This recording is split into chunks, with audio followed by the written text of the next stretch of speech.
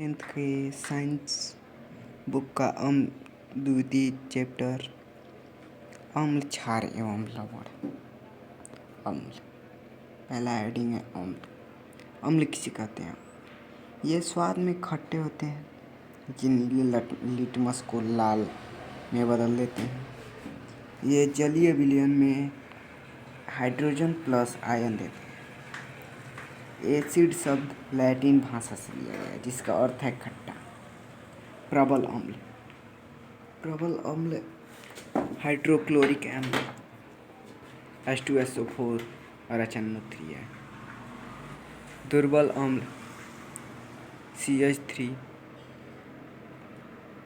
COOH और lactic अम्ल एसिलिक अम्ल और सांद्र अम्ल जिसमें अम्ल अधिक मात्रा में होता है जबकि जल अल्प मात्रा में होता है उसे सांद्र अम्ल कहते हैं। तनु अम्ल जिसमें अम्ल अल्प मात्रा में होता है जबकि जल अधिक मात्रा में होता है। क्षार। क्षार मतलब ये स्वाद में कड़वे होते हैं। ये लाल लिटमस को नीले लिटमस में बदल देते हैं। ये जलीय विलयन में OH माइनस आयन देते हैं। प्रबल क्षारक NaOH और KOH और CaOH2 है। दुर्बल क्षारक NH4O4 है। क्षार यानी कि एल्कली जल में घुलनशील क्षारक को क्षार कहते हैं। NaOH जैसे KOH और MgOH2। लवण यानी कि साल्ट। लवण अम्ल व क्षारक की पारस्परिक अभिक्रिया से प्राप्त होता है यानी कि बराबर अभिक्रिया से प्राप्त होता है।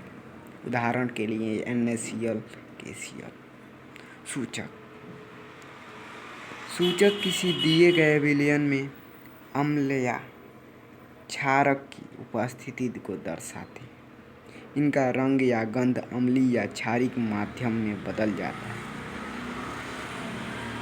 सूचक के प्रकार। सूचक के 3 प्रकार होते हैं। पहला प्राकृतिक सूचक, कृत्रिम यानी कि संश्लेषित सूचक, गंधीय सूचक। ये पौधों में पाए जाते हैं। जो प्राकृतिक सूचक हैं वो ये पौधे में पाए जाते हैं। लाल लिटमस जैसे लाल पत्ता गोभी, हाइड्रोडेंडिया पौधे के फूल और हल्दी। कृत्रिम संश्लेषित सूचक ये रासायनिक पदार्थ हैं जैसे मैथिल ऑरेंज, फिनाल्फथैलीन और गंधीय सूचक। इन पदार्थों की गंध अम्लीय या क्षारक माध्यम में बदल जाती है जैसे प्याज का और लौंग का तेल। सूचक। सूचक निम्नलिखित दिए गए हैं जो कि रंग गंध में परिवर्तन के साथ बताते हैं और रंग गंध में परिवर्तन के साथ क्षार को बताते हैं। प्राकृतिक सूचक जैसे लाल लिटमस है वो लाल रंग अम्ल में के साथ होता है और क्षार के साथ नीले रंग का होता है। दूसरा है लाल पत्ता गोभी का रस। अम्ल के साथ क्रिया करने पर लाल रंग का रहता है तथा क्षार के साथ क्रिया करने पर हरा रंग का रहता है। हल्दी अम्ल के साथ क्रिया करने पर कोई बदलाव नहीं होता है और क्षार के साथ क्रिया करने पर लाल रंग का होता है। हाइड्रेडिजिया के फूल का रस अम्ल के साथ क्रिया करने पर नीले रंग का रहता है और क्षार के साथ क्रिया करने पर गुलाबी रंग का होता है। कृत्रिम सूचक फिनाल्फथैलीन जो अम्ल के साथ क्रिया करने पर रंगहीन हो जाता है और क्षार के साथ क्रिया करने पर गुलाबी रंग का होता है। मैथिल ऑरेंज जो अम्ल के साथ क्रिया करने पर लाल रंग का रहता है और क्षार के साथ क्रिया करने पर पीला रंग का होता है। गंधीय सूचक जिसमें प्याज का रस, वैनिला और लौंग का तेल है।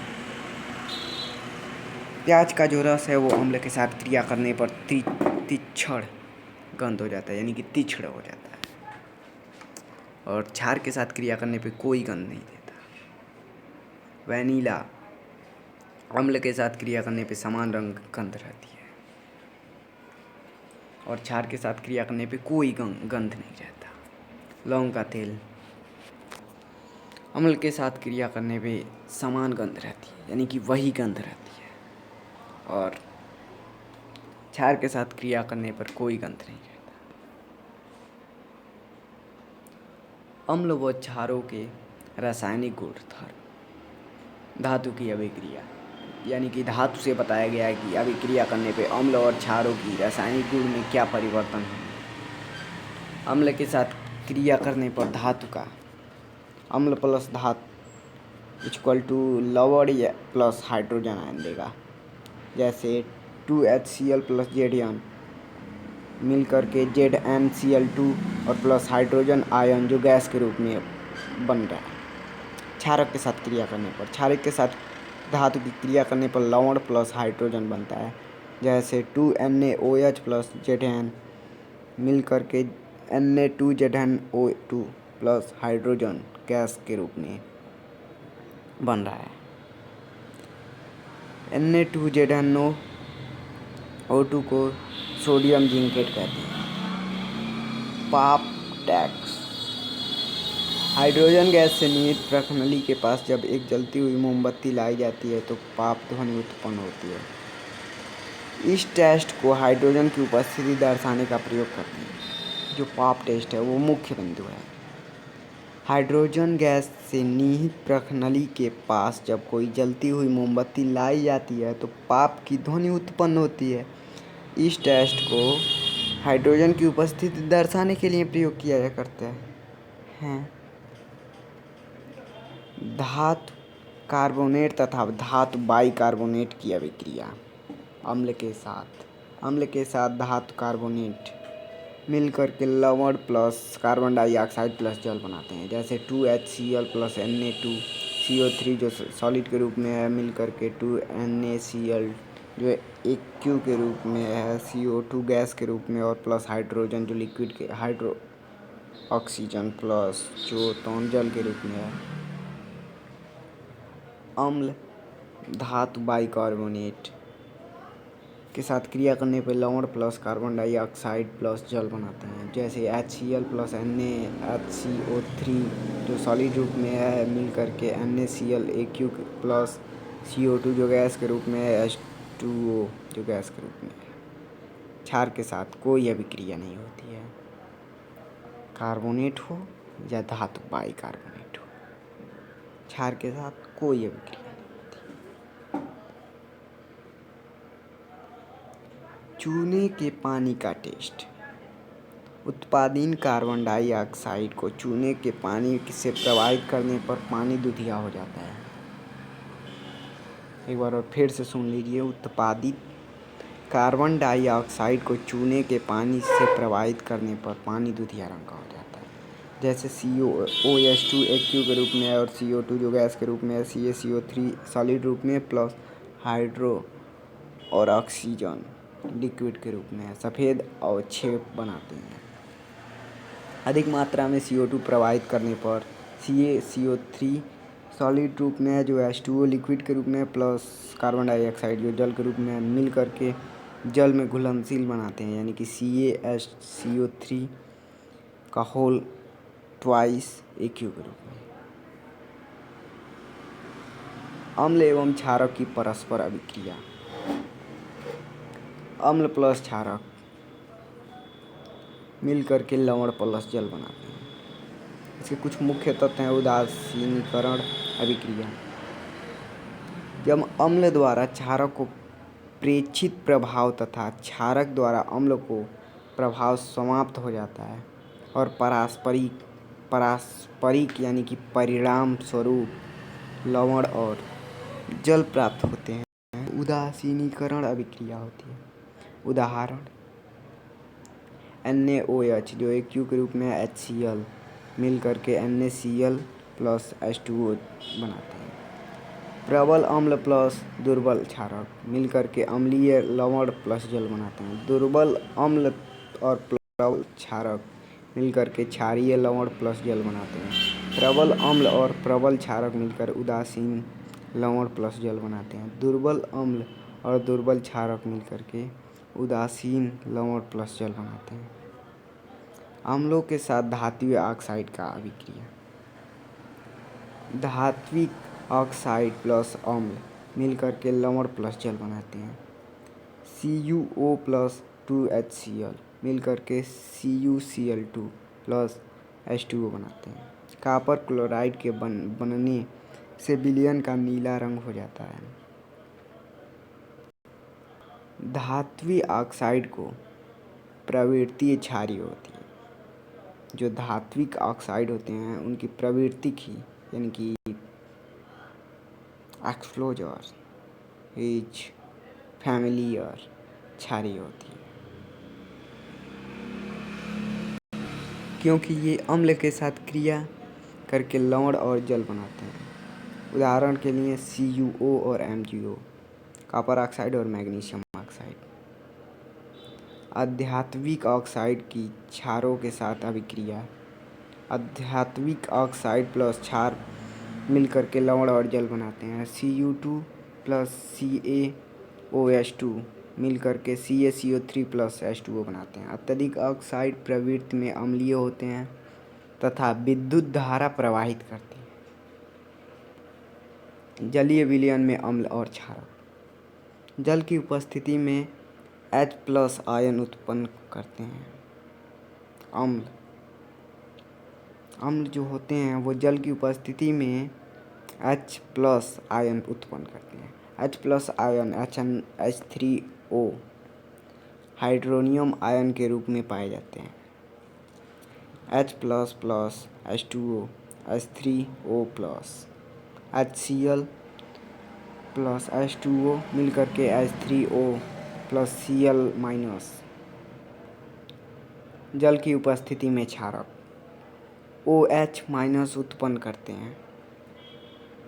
NaOH में H2O के साथ क्रिया करके Na plus plus OH minus के रूप में प्रदर्शित होता है। MgOH2 H2O के साथ क्रिया करके Mg2 प्लस आयन तथा 2OH आयन उत्पन्न करता है। सभी क्षारक जल में घुलनशील नहीं होते हैं। जल में घुलनशील क्षारक को क्षार कहते हैं। सभी क्षार क्षारक होते हैं परंतु सभी क्षारक क्षार नहीं होते। जल के साथ अम्ल या क्षारक को मिलाते समय सावधानी बरतनी चाहिए।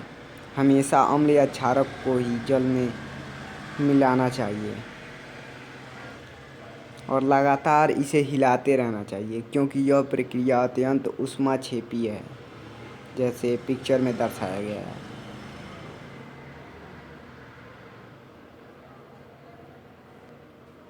सांद्र अम्ल में जल मिलाने पर उत्पन्न हुई ऊष्मा के कारण मिश्रण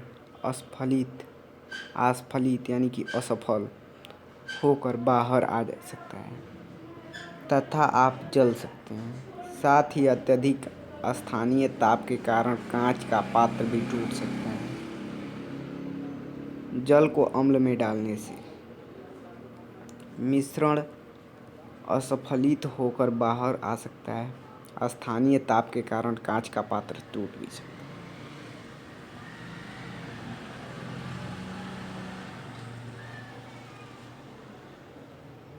अम्ल प्लस धात जो आगे हम लोग पढ़े थे वो उसी को पुनः दोहरा रहे हैं हम लोग। अम्ल प्लस धात मिलकर के लवण प्लस H2 उत्पन्न करते हैं। धातु के साथ ये क्रिया होती है। और धात्विक ऑक्साइड के साथ अम्ल की अभिक्रिया क्या होती है? लवण प्लस जल। और अम्ल की अभिक्रिया धातु बाइकार्बोनेट के साथ क्या होती है? लवण प्लस कार्बन डाइऑक्साइड प्लस जल। ये बातें आप लोगों को ध्यान में रखना है। क्षारक के साथ अम्ल की अभिक्रिया क्या होती है? लवण प्लस जल। और अम्ल की अभिक्रिया धातु कार्बोनेट के साथ क्या होती है? लवण प्लस कार्बन डाइऑक्साइड प्लस जल।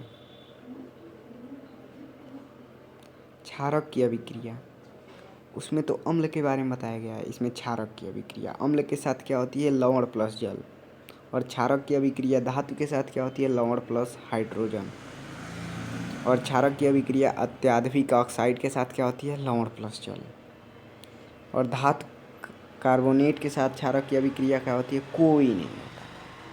और धातु बाइकार्बोनेट के साथ क्षारक की अभिक्रिया क्या होती है, इसमें भी कोई नहीं होता। अम्लों व क्षारों में समांतर यानी कि समानताएं, समानुपात, अनुक्रमानुपाती, ये उसकी विशेषताएं, परस्पर संबंध, सभी अम्ल H प्लस आयन उत्पन्न करते हैं और क्षार OH माइनस आयन उत्पन्न करते हैं। जब कोई अम्ल या क्षारक जल में मिलाया जाता है तो ये तनुकृत हो जाता है। जल में मिलाने पर आयन की सांद्रता H3O प्लस या OH माइनस में आयन में प्रति इकाई आयतन की कमी हो सकती है। क्षार तथा अम्ल की प्रबलता यानी कि कमजोरी, किसी क्षार या अम्ल की प्रबलता उसके द्वारा उत्पन्न H प्लस आयन या OH माइनस आयनों की संख्या पर निर्भर करती है। किसी अम्ल या क्षारक की प्रबलता हम एक सार्वभौमिक सूचक द्वारा ज्ञात कर सकते हैं। सार्वभौमिक सूचक मतलब यूनिवर्सल इंडिकेटर, विश्व के सभी पूरे ब्रह्मांड का इंडिकेटर अनेक सूचकों का मिश्रण होता है। यह सूचक किसी विलयन में हाइड्रोजन आयन की विभिन्न सांद्रता को विभिन्न रंगों में प्रदर्शित करते हैं। पीएच स्केल, किसी विलयन में उस उपस्थित H प्लस आयनों की सांद्रता ज्ञात करने के लिए एक स्केल विकसित किया गया जिसे पीएच स्केल कहते हैं।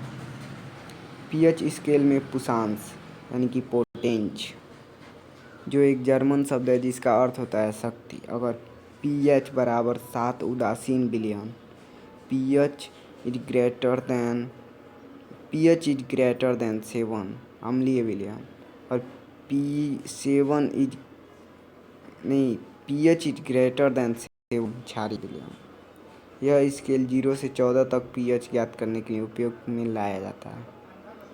दुर्बल अम्ल क्या होते हैं, CH3, COOH या H2CO3, और प्रबल अम्ल क्या होते हैं, HCl, H2SO4, HNO3, ये H प्लस आयन वाले मात्रा हैं। दुर्बल क्षार है NH4OH, और प्रबल क्षार NaOH, KOH या CaOH2, जिसके OH माइनस आयन मात्रा में पाई जाती है। बढ़ती हुई अम्ल प्रकृति, जैसे जो वो होता है इंडिकेटर पीएच स्केल, उसकी सहायता से बढ़ती हुई अम्ल प्रकृति H प्लस आयन की सांद्रता में वृद्धि करती है, और बढ़ती हुई क्षारीय प्रकृति H प्लस H आयन की सांद्रता में कमी उत्पन्न करती है। दैनिक जीवन में पीएच मान का महत्व, पीएच मतलब पावर ऑफ हाइड्रोजन। पौधे एवं पशु पीएच के प्रति संवेदनशील होते हैं। दूसरा, हमारा शरीर 7.0 से लेकर 7.8 पीएच परास रेंज के बीच में कार्य करता है। तीसरा, वर्षा के जल की पीएच मान जब 5.6 से कम हो जाती है तो वह वर्षा अम्लीय वर्षा कहलाती है। पीएच का मान, अच्छी उपज के लिए पौधों को एक विशिष्ट पीएच परास की आवश्यकता होती है। यदि किसी स्थान की मिट्टी पीएच कम या अधिक हो तो किसान उसके आवश्यकता अनुसार अम्लीय क्षारीय पदार्थ मिलते हैं। हमारे पाचन तंत्र का पीएच, हमारा उदर यानी कि पेट, स्टोमच, हाइड्रोक्लोरिक अम्ल HCl उत्पन्न करता है जो भोजन के पाचन में सहायक होता है। उपचय की स्थिति में उदर अधिक मात्रा में अम्ल उत्पन्न करता है जिसके कारण उदर में दर्द व जलन का अनुभव होता है। इस दर्द से मुक्त होने के लिए एंटी एसिड या एंट एसिड जैसे क्षारकों का उपयोग किया जाता है जो अम्ल की मात्रा को उदासीन करता है, जैसे मिल्क ऑफ मैग्नीशिया, जिसे इनो भी कह सकते हैं। पीएच परिवर्तन के कारण दंत क्षय। मुंह के पीएच का मान 5.5 से कम होने पर दांत का क्षय प्रारंभ हो जाता है, यानी कि नुकसान होना प्रारंभ हो जाता है। दांतों का इनेमल दंत वल्क कैल्शियम फास्फेट का बना होता है, जो शरीर का सबसे कठोर भाग होता है। यदि पूछेगा पेपर में कि शरीर का सबसे कठोर भाग क्या होता है, तो दांत का इनेमल। और यह जल में नहीं घुलता, लेकिन मुंह की पीएच मान 5.5 से कम होने पर संरक्षित होता है, यानी कि जंग लग जाती है, कहे तो खराब हो जाता है, नष्ट हो जाता है। क्षारीय दंत मंजन का उपयोग करके ये अम्ल की अत्यधिक मात्रा को उदासीन किया जा सकता है। पशुओं एवं पौधे में उत्पन्न रसायनों में आत्मरक्षा। मधुमक्खी का डंक एवं एक अम्ल छोड़ता है, जिसके कारण दर्द एवं जलन का अनुभव होता है।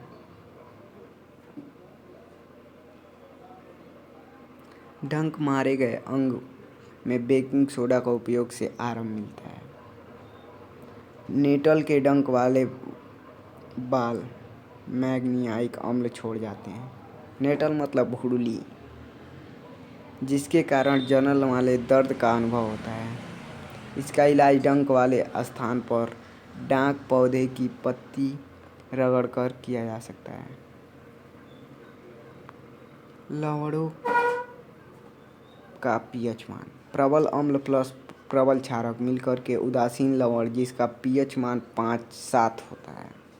दूसरा, प्रबल अम्ल प्लस दुर्बल क्षारक मिलकर के अम्लीय अवर्ण, जिसका पीएच मान 7 से अधिक होता है। प्रबल क्षारक प्लस दुर्बल अम्ल मिलकर के क्षारीय लवण, जिसका पीएच मान 7 से कम होता है। साधारण नमक के साथ रसायन। सोडियम हाइड्रोक्साइड, इसके 5 प्रकार हैं। सोडियम हाइड्रोक्साइड, दूसरा विरंजक चूर्ण, तीसरा बेकिंग सोडा, चौथा धोने का सोडा, पांचवा plaster of Paris. Sodium hydroxide को NaOH कहा जाता है, विरंजक चूर्ण को CaOH कहा जाता है और बेकिंग सोडा को NaHCO3 कहा जाता है। धोने के सोडे को Na2CO3 या पॉइंट यानी कि इंटू 10H2O कहा जाता है। प्लास्टर ऑफ पेरिस को CaSO4 1/2 और 2H2O कहा जाता है। सोडियम हाइड्रोक्साइड यानी NaOH। Sodium hydroxide sodium hydroxide है, ये गलती से लिख दिया गया है। सोडियम हाइड्रोक्साइड के जलीय विलयन लवण जल से विद्युत प्रवाहित करने पर यह वियोजित होकर सोडियम हाइड्रोक्साइड उत्पन्न करते हैं।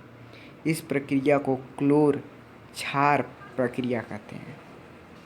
अगर पेपर में पूछेगा क्लोर क्षार प्रक्रिया किसे कहते हैं, तो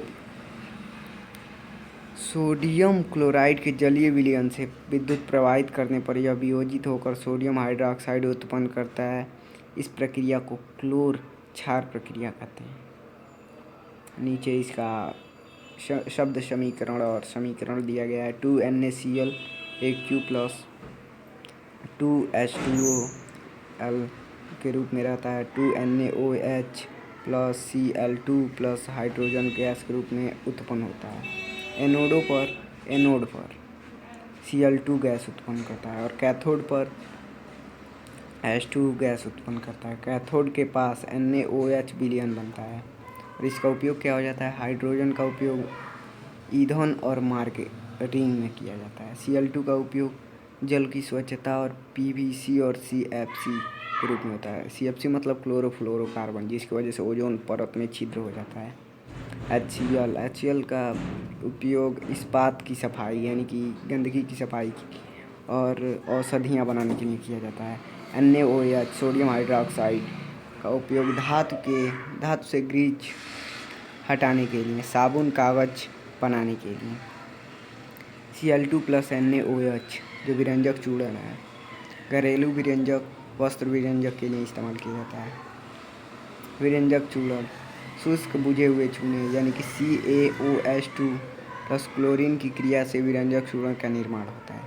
CaOH2 प्लस Cl2 बराबर CaOlCl2 plus hydrogen oxide hydro hydrogel. उपयोग वस्त्र उद्योग में सूती व लिनेन के विरंजक के लिए उपयोग किया जाता है। और दूसरा, कागज़ की फैक्ट्री में लकड़ी के मिज्जा के विरंजन के लिए किया जाता है। रासायनिक उद्योग में एक उपचायक के रूप में किया जाता है।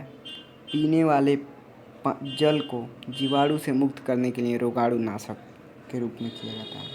Baking soda NaCl plus H2O plus CO2 plus NH3 यानी कि NH4Cl plus NaHCO3 baking soda यह एक दुर्बल क्षारक है। खाना पकाते समय गर्म करने पर इसमें निम्नलिखित अभिक्रियाएं होती हैं यानी कि 2NaHCO3 जो डेल्टा बनाया गया त्रिभुज जैसे, उसको ऊष्मा का प्रतीक है वो। Na2CO3 plus H2O plus CO2 उत्पन्न होता है। इसका उपयोग क्या होता है कि बेकिंग पाउडर बनाने में, बेकिंग सोडा प्लस टार्टिक अम्ल बनाने में। टार्टिक मतलब कहें तो अंगूर में ये अम्ल पाया जाता है। दूसरा, इस अभिक्रिया में उत्पन्न CO2 के कारण पावरोटियाँ केक में खमीर उठ जाता है तथा इससे यह मुलायम एवं स्पंज हो जाती है यानी कि चिकनी हो जाती है। यह एंटासिड का एक संगठक है। इसका उपयोग सोडा अम्ल मैंगनीज अग्निशामक यानी कि फायर एक्सटिंग्विशर यानी कि आग को बुझाने के लिए में भी किया जाता है। धोने का soda Na2CO3 10H2O sodium carbonate के पुनः क्रिस्टलीकरण से धोने का सोडा प्राप्त होता है। यह एक क्षारीय लवण Na2CO3 प्लस 10H2O मिलकर के Na2CO3 प्लस 10H2O बनता है जिसे धोने का सोडा कहते हैं। इसका उपयोग क्या होता है? इसका उपयोग कांच, साबुन एवं कागज़ उद्योग में होता है। दूसरा, इसका उपयोग कहाँ होता है? इसका उपयोग बोरेक्स के उत्पादन में होता है। तीसरा, इसका उपयोग घरों में साफ सफाई के लिए होता है। और चौथा, जल की अस्थायी कठोरता को हटाने के लिए इसका उपयोग होता है। Plaster of Paris. Plaster of Paris मतलब CaSO4 1/2 H2O। जिप्सम को 373 केल्विन पर गर्म करने पर यह जल के अणुओं को त्याग कर calcium sulphate hydroxide hydrate POP बनाता है। POP जो छत के नीचे वो समय सफैया हो रहना है कि